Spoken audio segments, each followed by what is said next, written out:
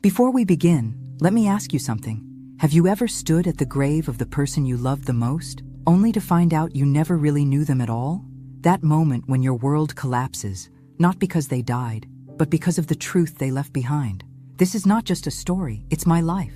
And everything changed at my husband's funeral. If you've ever been betrayed in silence, stay with me. Subscribe to the channel and tell me in the comments, where in the world are you watching from? The day of William's funeral was gray, in a way that didn't feel like weather. It felt personal. The kind of sky that presses down on you, reminding you how alone you are, even when you're surrounded by people. I arrived at the church early, too early. I had spent hours choosing what to wear. Dark, conservative, respectful. The widow, that was who I was now. For 27 years, I was William's wife. Not a glamorous life, no country clubs or penthouses. Just quiet evenings, holidays with just the two of us, a few vacations every now and then. We didn't have children. I couldn't. And William never pressed me for it. He said I was enough. He said that often. He also said he had to travel for work. For 6 months out of every year, he worked in another state. Logistics and consulting, he told me. Corporate contracts. He hated technology, avoided phones, said he was old-fashioned. I believed him. When I stepped inside that church, I didn't expect to see unfamiliar faces filling the pews. I assumed they were from his work, friends I'd never met, but something felt off. People weren't looking at me with sympathy. They were looking at me like I didn't belong there. Then I saw her, a woman around my age standing stiff at the front, dressed in black like me, but with a grief that was angry, not broken. Beside her, 2 adults, a man in his 30s, a woman not much younger. They looked at me as if I were poison, and I didn't understand why. Not until the service ended. I was walking toward the exit when I heard the voice, sharp, male, loud enough to turn heads. Unbelievable. She has the nerve to show her face here. I froze, turned. The man, one of the grown children, was pointing at me. His mother, the other woman, grabbed his arm, but it was too late. The words were spilling out. You ruined our family. You were nothing but a mistress, and now you want pity? Mistress? Laughter, scoffs, murmurs spread like wildfire. I couldn't breathe. I looked at the woman. Her eyes weren't confused. They were full of pain.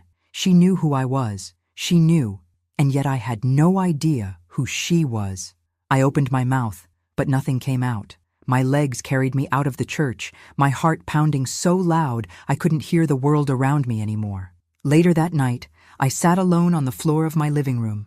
Lights off, shoes still on. I didn't cry. I couldn't.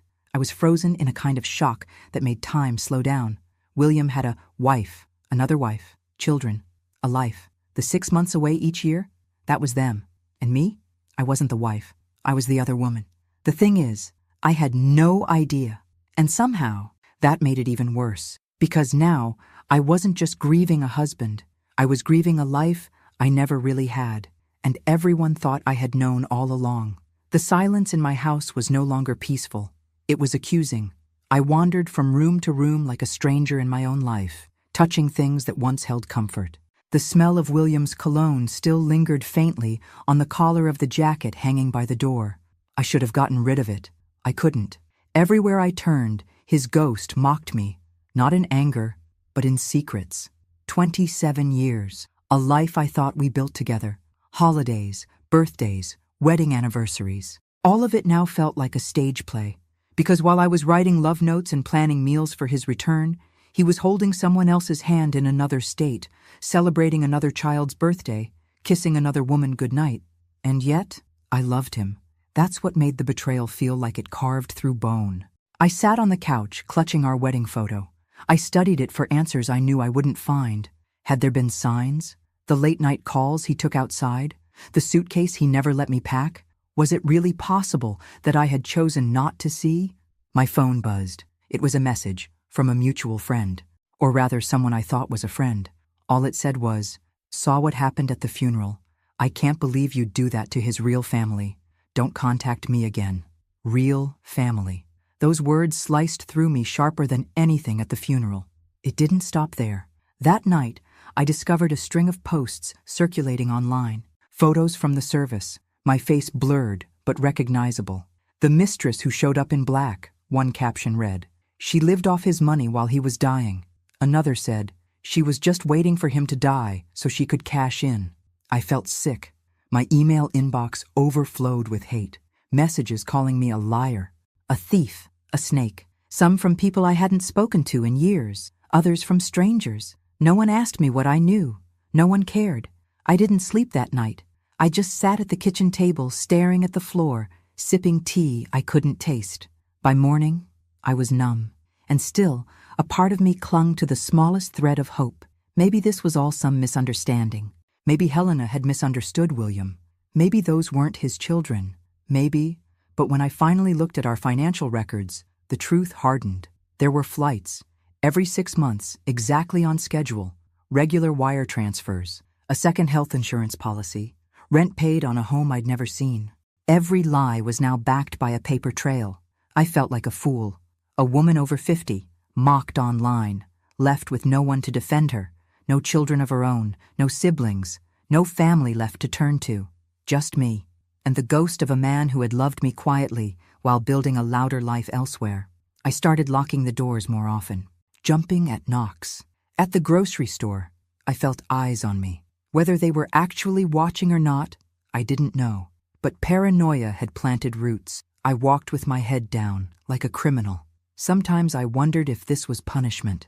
Was I so desperate to believe in love that I let it blind me? Was the comfort of our routine so soothing that I chose ignorance over suspicion?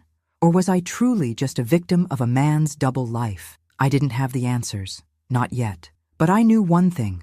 The Margaret who smiled through pain, who stayed quiet to be polite, who trusted too easily, that woman had been buried right alongside William. The woman left behind? She was about to find out what it really meant to live in the aftermath of someone else's lies. The day of the will reading felt like walking into a courtroom where everyone already believed I was guilty. I almost didn't go.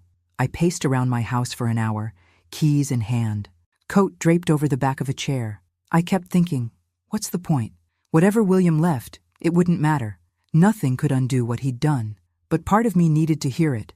I needed to know if he at least acknowledged me in some way. I needed a reason, a fragment of closure. The lawyer's office was downtown, in a cold brick building that smelled like dust and legal tape. I arrived last. The room was already full. Helena sat with her arms crossed tightly over her chest, flanked by her 2 adult children. Their children. I hadn't even learned their names yet. To me, they were still the son who yelled at me and the daughter who wouldn't look me in the eye. They didn't acknowledge me when I walked in. I sat alone in the back corner, clutching my purse like it was a shield. The lawyer, an older man in a tan suit with weary eyes, cleared his throat and began. He spoke plainly, without drama. William's estate was significant. Multiple properties, investment accounts, retirement funds, stock portfolios. I knew some of this, not the scope, but I knew we'd lived comfortably. William was always frugal, always talking about saving for later. I just didn't know that later came with a landmine. He began listing assets. A house in New Jersey, left to Helena, a small trust for the daughter, another for the son. I thought, okay, that makes sense. They were his kids.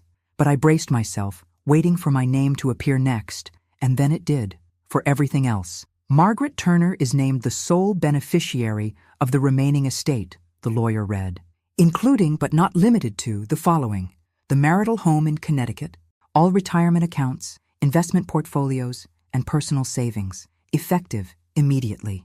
The room went silent. I didn't even breathe. Then I heard it, the sound of a chair scraping against tile, and a gasp that broke into a choked, "What?" It was Helena's son. He stood, face flushed red with fury, pointing at me like I'd just robbed them at gunpoint. She knew. She had to have known. You don't give someone everything unless they're in on it. The lawyer raised his hand to calm the room, but it didn't matter. Chaos had already been unleashed. "You think we're just going to let you walk out with everything?" The daughter spat at me. "He was our father. You were just his distraction." I wanted to scream.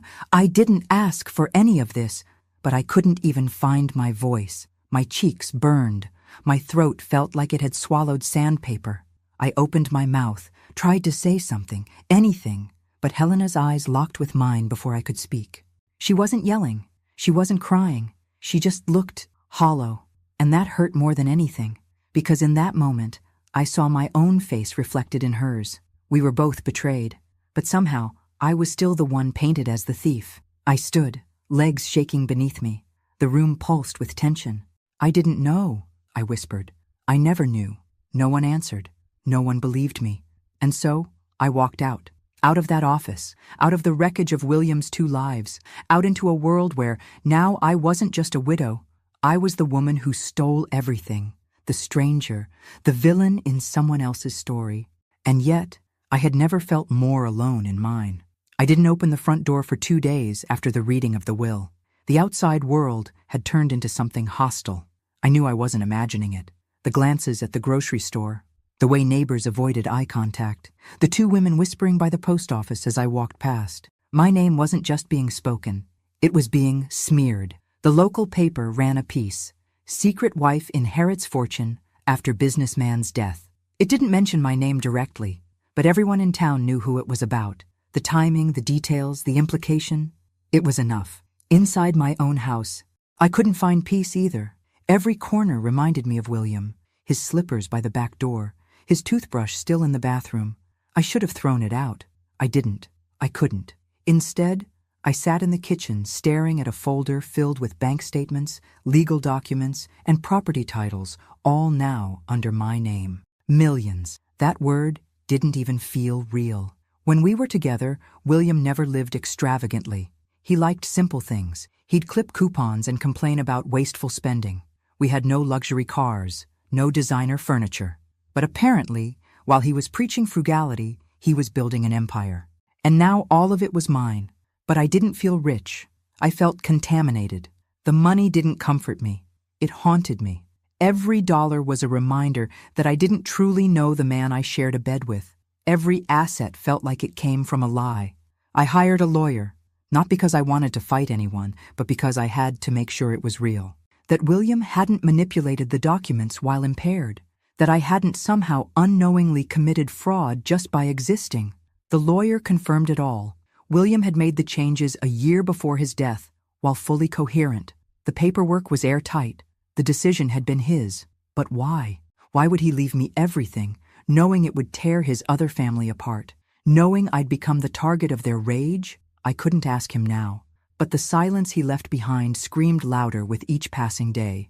What made it worse was the pressure building outside the legalities. Helena's son emailed me directly, furious, unhinged. He called me a fraud, a parasite. He accused me of manipulating a dying man. He threatened to go public with everything, sue me for inheritance theft, even hinted that I'd driven William to the grave with stress. Helena's daughter wasn't much better. She posted on social media about me constantly, sometimes vague, sometimes explicit. She called me that woman who hid in plain sight and preyed on a broken marriage. Her followers believed every word.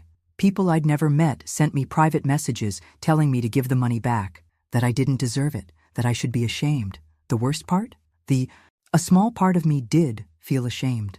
I hadn't done anything wrong, but I had benefited from someone else's lies. One night, unable to sleep, I sat on the back porch watching the wind stir the trees, and I said it out loud for the first time.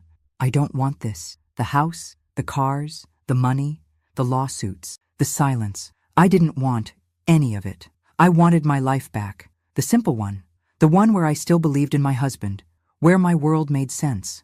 But that life was dead, and in its place, I was left holding the ashes of a man who loved me and betrayed me, who chose to protect me financially, but not emotionally, who lived 2 lives so cleanly that even in death, he managed to destroy both. And now, I was alone with the fallout, alone and hated. And no amount of money in the world could make that feel less heavy. I didn't plan to reach out to Helena. Not at first. Part of me hoped she would contact me, to scream, to ask why, to accuse me to my face instead of through lawyers and online posts. But she didn't. So after another week of silence, and of waking up with my stomach in knots, I made the decision. It wasn't courage, it was desperation. I found a neutral spot, a small cafe halfway between our towns where no one knew either of us. I sent her a message, polite, careful. I told her I didn't want a confrontation. I just wanted to talk, for both our sakes. To my surprise, she replied within an hour. Tomorrow at 10. Don't be late. I barely slept that night. When I arrived, she was already seated. No makeup, dark circles under her eyes. Her hands folded tightly in front of her, like she was holding herself together through sheer will. I hesitated for a moment before sitting. She didn't smile, didn't nod, just stared at me with a tired intensity that made it hard to breathe. I opened my mouth, but she spoke first. Did you love him?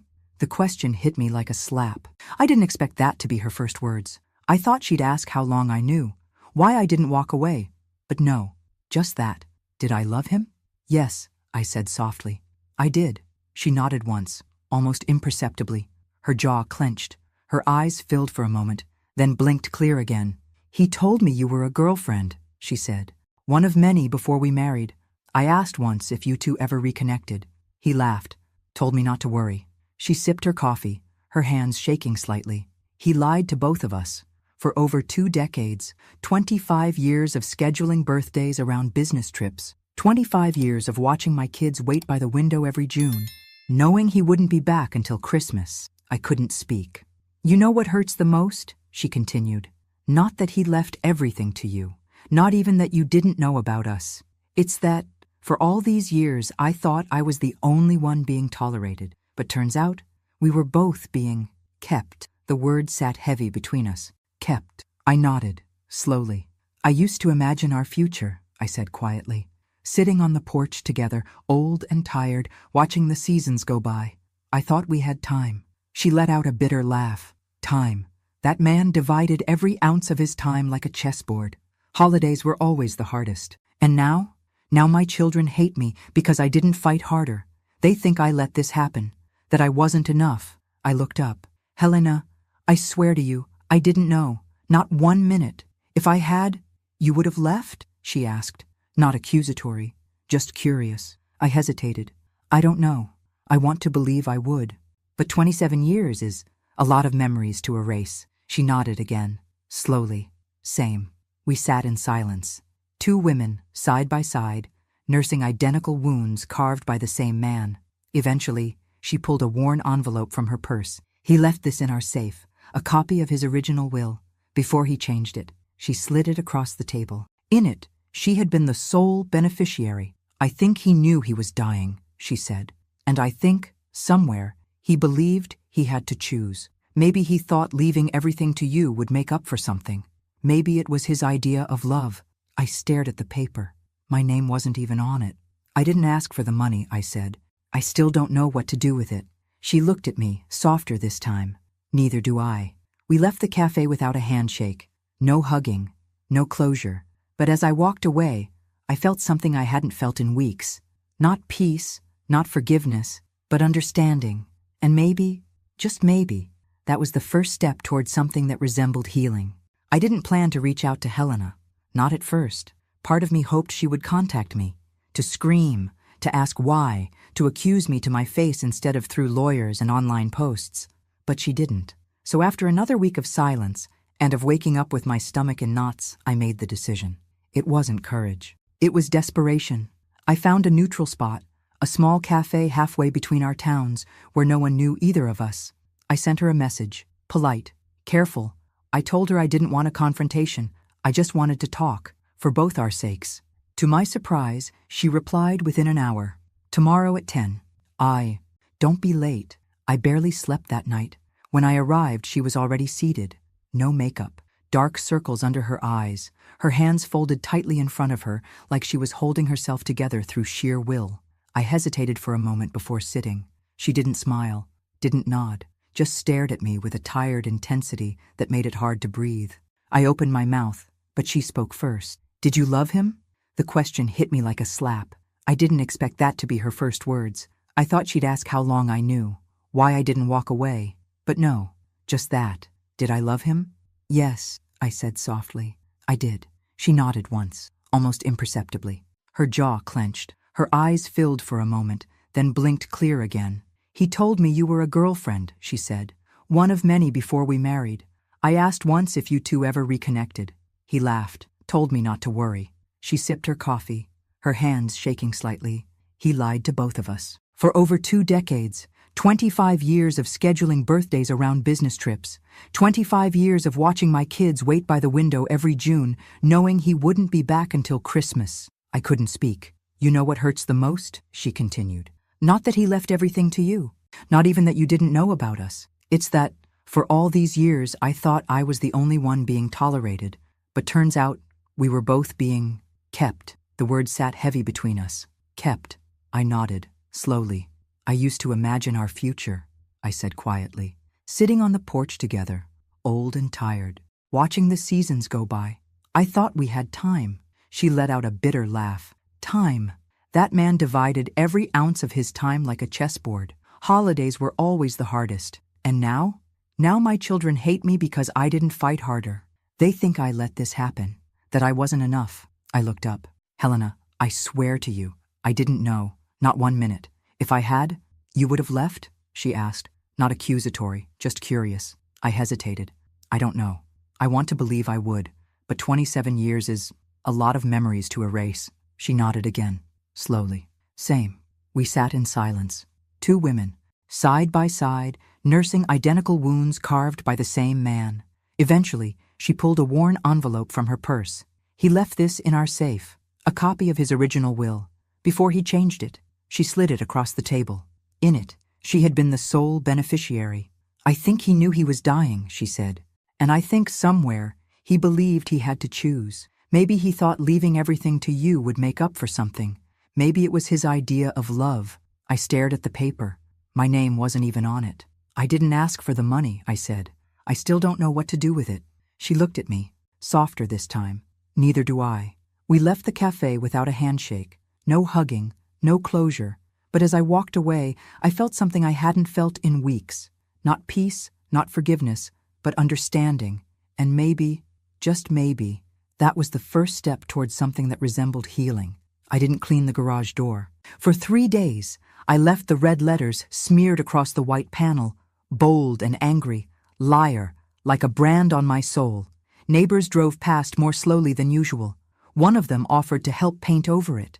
I declined, because part of me felt like I deserved it, and another part wanted the world to see it. To see what grief twisted into rage looked like. To see how a lie told by one man could unravel lives and leave a stranger holding the blame.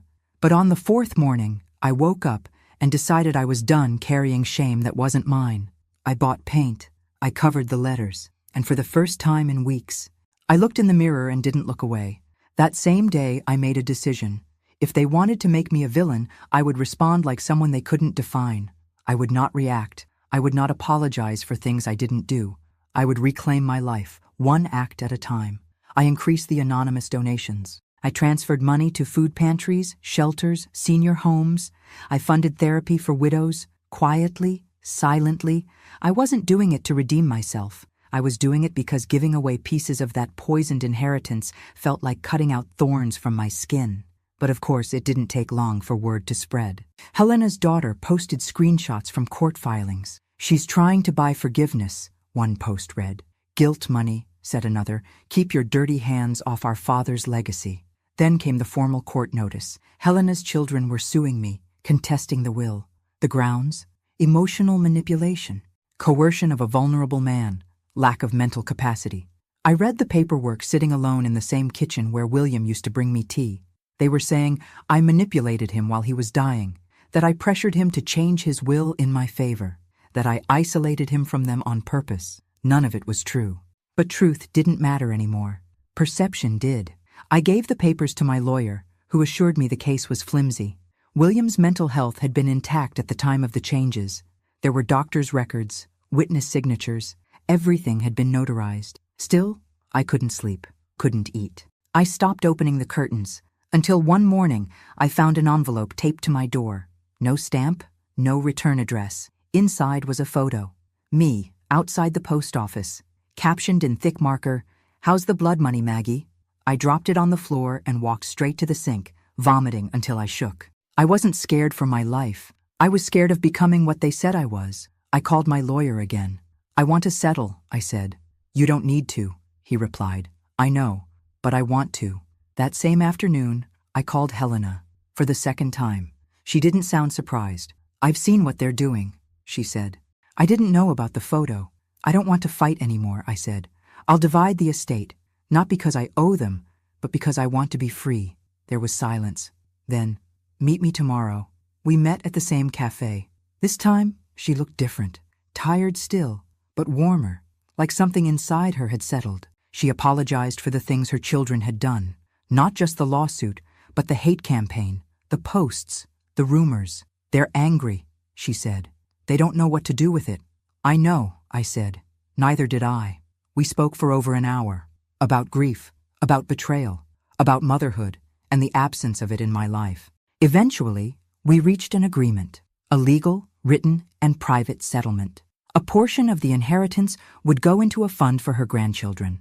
Another part would go to a nonprofit in William's name. The rest, I could do what I wanted with it. We walked out of the cafe together this time. Still not friends, but no longer enemies. When I got home that night, I stared at the living room walls. For the first time since the funeral, they didn't feel like they were closing in. I still had no husband, no children, no old friends, but I had something better. A door that was beginning to open, and I was finally ready to walk through it. I didn't tell anyone I was moving. Not the lawyer, not the neighbors, not even Helena. I needed the quiet. I needed the clean break. Too many people had formed opinions about me based on things they didn't know. Too many faces looked at me with either pity or contempt. There was no in-between, so I packed my life in silence, carefully, methodically. I sold the house William and I had shared, our marital home, as the will called it. I couldn't stay. Every creaking floorboard felt like a lie. Every drawer I opened reminded me of a man who kept drawers just like he kept secrets, tidy, locked, and labeled. I donated most of our furniture, gave away things that no longer felt like mine.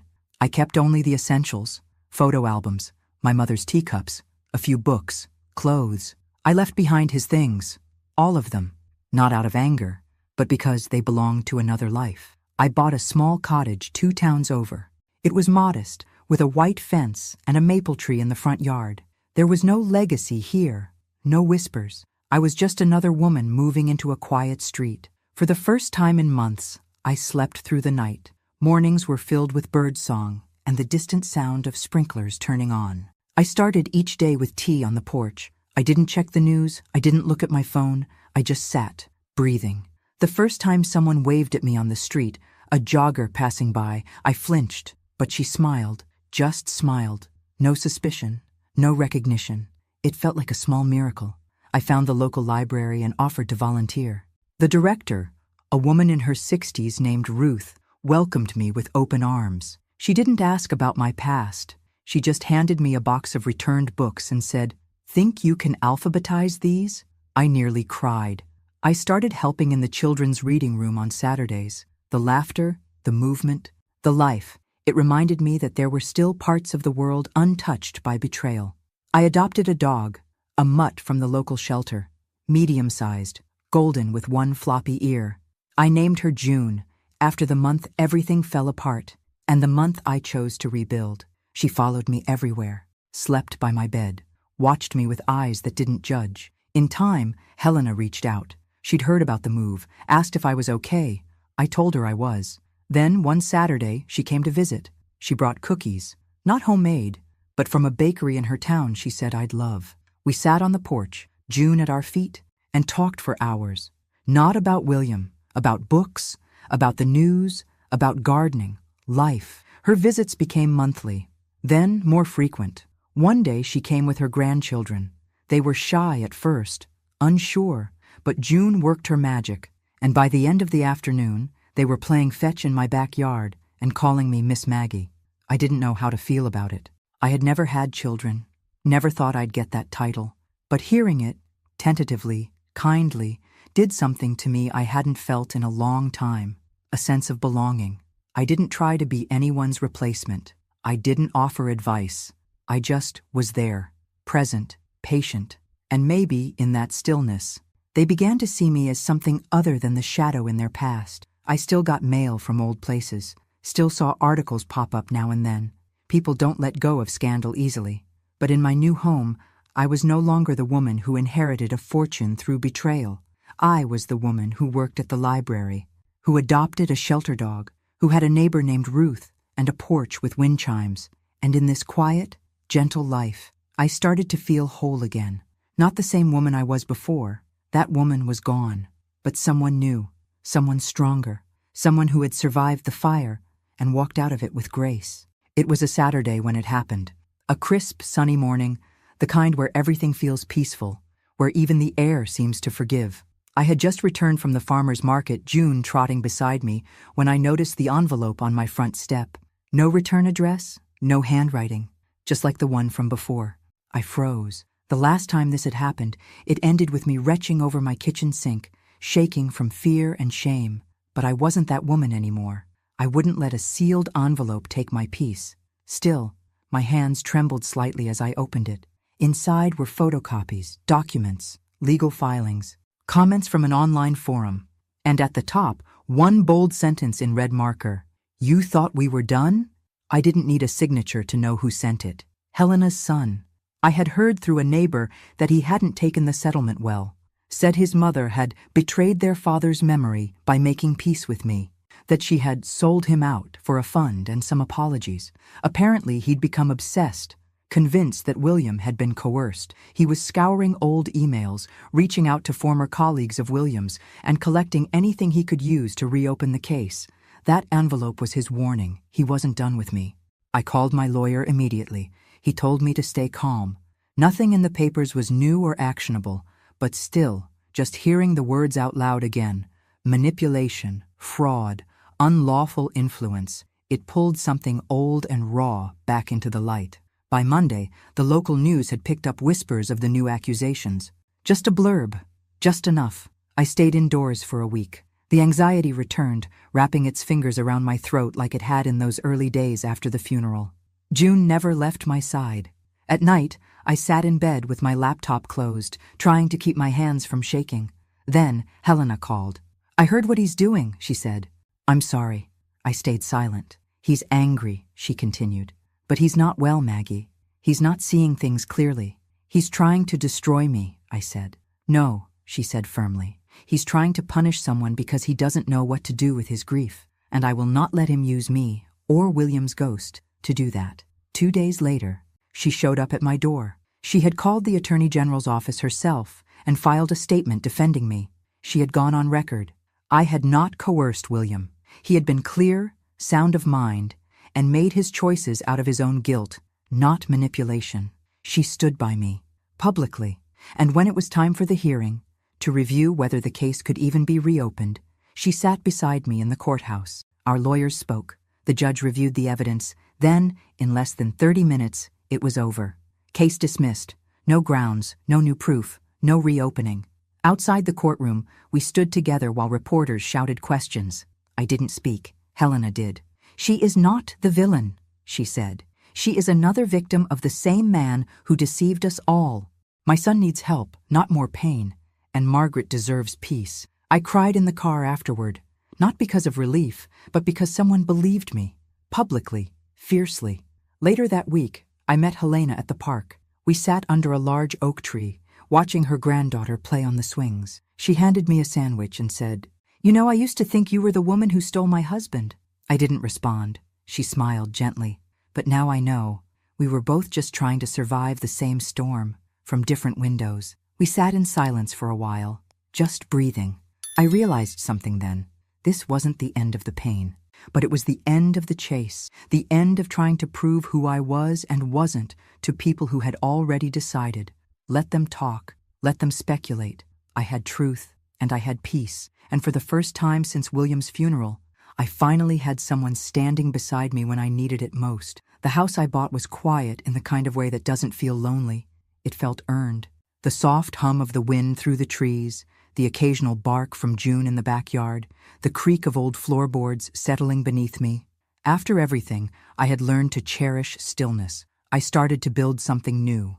Nothing grand, nothing headline-worthy. Just life. Real, quiet, simple life. Quiet. I joined a community gardening group, signed up for weekly cooking classes at the senior center. I volunteered at the library on Mondays and Fridays, reading to children whose parents were too busy or too tired.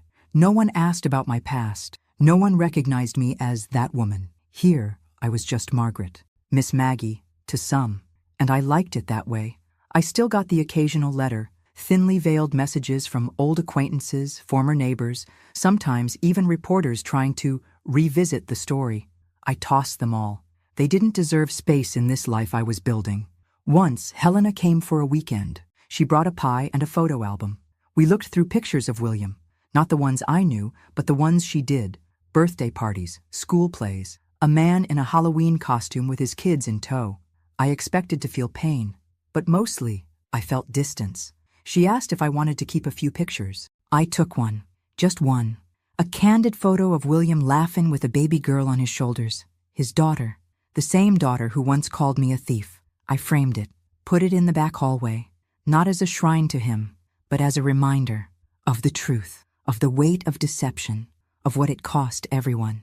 Helena's relationship with her children remained strained. Her son had moved away. Her daughter kept her distance. But slowly, there were small steps. A phone call here, a shared lunch there. I never asked. It wasn't my place.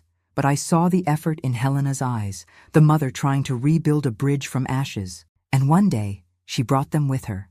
It was fall, crisp air, leaves swirling like golden confetti. I had set the table outside. A simple meal, roasted vegetables, baked chicken, fresh bread. Helena arrived with her daughter and 2 small children. The same granddaughter I'd seen at the park. And a boy, younger, holding his mother's hand. I was nervous, so was she. But kids are funny. They don't carry the burdens adults do. The little girl ran to June instantly. The boy followed. Helena's daughter, the daughter, stood stiffly at first. Then, after some awkward silence, she looked me in the eye and said, "They call you Miss Maggie at the library." I nodded. "They like you," she added. Her voice was measured, controlled. "They're good kids," I said. We didn't talk about William, or money, or court cases. We talked about school lunches, about the weather, about dogs and books and recipes. Nothing that carried weight, but it was enough. After they left, I sat alone on the porch, wrapped in a blanket, a cup of tea in hand. The house was still, but not empty. I looked around at the home I had created, the shelves filled with donated books, the garden I'd started to plant, the rug June had claimed as her throne, the laughter that had, briefly, filled the air that afternoon. It didn't replace the past, it didn't erase the betrayal, but it gave me something else, a beginning. And for the first time, I let myself think, maybe I'm not just surviving anymore. Maybe, just maybe, I'm starting to live. The invitation came in a simple card, white with gold trim. Helena's handwriting neat and deliberate. Christmas Eve, dinner, bring June. No pressure, but we'd love to have you. I stared at it for hours, unsure whether to cry or smile. A year ago, I was the woman who had stolen her husband's legacy. Now I was being invited to her family's table. It didn't feel like a victory. It felt fragile. Still, I went. The drive was quiet. Snow lined the roads in soft layers, the world muted in winter's hush. June sat in the back seat, tail thumping every few minutes, her energy a comfort. When I arrived, Helena met me at the door, wrapped in a red sweater, her silver hair pinned back. She hugged me, not stiffly, not out of politeness. It was a real embrace, one that said, "I see you, and I don't resent you anymore." The living room was warm, full of soft music and pine-scented candles. Her grandchildren were already running in circles. Her daughter gave me a small nod from across the room. Not a smile, but not a glare either. And that was enough. Dinner was simple. Roasted turkey, mashed potatoes, vegetables, 2 kinds of pie. We ate, talked, passed plates like we'd done it 100 times. And yet, for me, every moment felt surreal. Halfway through the meal, the little boy, her grandson, turned to me and asked, "Are you really Miss Maggie from the library?" I laughed. "That's what they call me." He nodded, satisfied, then added, "Mom says you read the best stories." I glanced at his mother. Her eyes met mine. And this time, she smiled. Later, after the dishes were cleared and the kids were building a Lego tower near the tree, Helena sat beside me on the couch with a glass of wine. "You know," she said, "last year, I thought this night would never happen. I thought I'd never be able to look at you without anger." I nodded, quiet. "But now," she continued, "when I see you, I don't see betrayal. I see survival. I see grace. I felt my throat tighten. I looked at the tree, the lights, the stockings, this home, this family, so different from mine, so far from what I thought I'd have. And yet, here I was. I never tried to replace you, I whispered. I never even knew I had anything to replace. I know, she said. Now I do. We didn't speak after that. We didn't need to. Later, just before I left, her granddaughter came up to me with a handmade card, stick figures drawn in marker, one with a gray ponytail, the other with a floppy-eared dog. It said, "To Tia Maggie, Merry Christmas, Tia, Aunt." I stood at the door, card in hand, and my heart broke open. Not from pain, but from the gentlest kind of healing.